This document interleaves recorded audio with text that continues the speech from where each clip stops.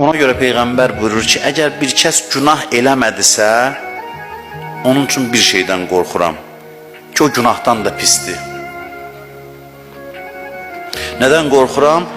Deyir, kaş o günah eləyərdi, amma özündən razı olmazdı. Hal mühümdür, xüsusiyyət mühümdür. İbadətin səndə yaratdığı hal, xüsusiyyət mühümdür. İbadət eləyib özündən razı olacaqsansa, Peyğəmbər buyurur, bu haldan qorxuram. Günah eləyib özündən razı olmamaq, özünü günahkar saymaq.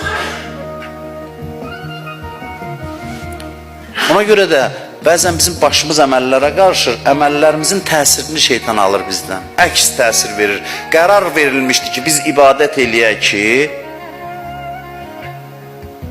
yaxşı xüsusiyyətlər yaransın bizdə, ibadət eləyirik, pis xüsusiyyətlər yaranır. Günah tövbə eləmir.